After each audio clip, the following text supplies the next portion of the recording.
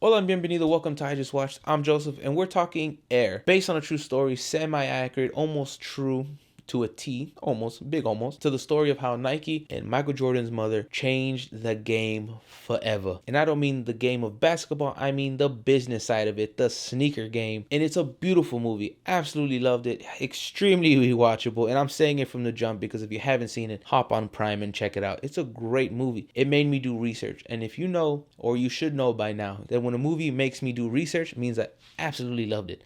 I've seen it twice now, and I'm sad I didn't see it in theaters because it's such a good movie. Viola kills it, Matt Damon kills it, Bateman kills it, Tucker kills it, Ben Affleck slaughters it, bro. I loved him as Phil Knight. He had this characteristics and he was just hilarious. He's my favorite character in this. And one of my favorite things about this movie is the fact that Michael's not in it. You see his hands for a bit and such, but it's because it's not really about him. It's about his mother and Matt Damon's character and how they took a chance essentially on each other, and how Nike said F it and took a chance on them to create this new game-changing deal that not only did they build a shoe line around this cat, they gave him a percentage of the shoe. So it's not just like a cut and dry paycheck and you move on and we stay with it. They changed the game forever because now that's the new normal. I love the part where at the end Phil Knight's character, Ben Affleck's character, yeah, we'll give him a percentage. What, we never sell more than like 3 million shoes. This be fine. He lays down. First year it sold like 152 or 162 million dollars. I was like, damn, they got a fat chunk of percentage there. And they gave him his red Mercedes that he just wanted to be like, this is mine, it's pretty. I think that part was crazy and it was dope. Like, I feel like I was learning watching this movie.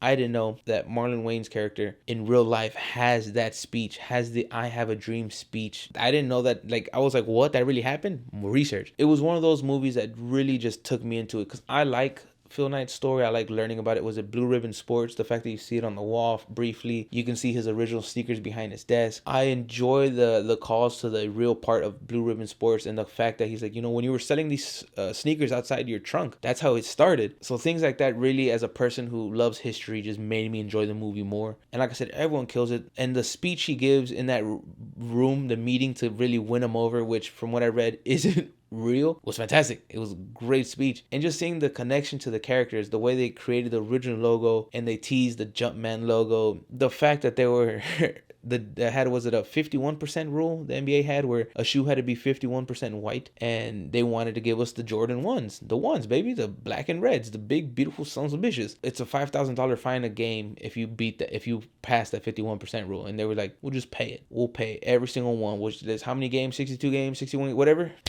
Cut a check, let's get it over so he could wear our shoe. I thought that was slick. I thought that was genius. I tell y'all this because I want you to check out this movie. Highly rewatchable for me. Like I said, I've seen it twice. It's a movie I didn't get to see in theaters, and it made me want to go see it in theaters. It like drew me in. And there's movies I see in theaters that I was like, I shouldn't have seen this here. Hopefully you check it out. I really enjoyed it. If you have seen it, let me know what you thought. What was your favorite moment? Did it make you do research? Or what's one of your best movies or one of your favorite movies that made you do research on the backstory of this movie? And it doesn't have to be based in real life or anything like that. Some kind of source material, because Dune made me do the same, and that's not based on real life. So love hearing from you. Comments, questions, concerns. But until next time, stay safe, be well, y con mucho amor. Adios.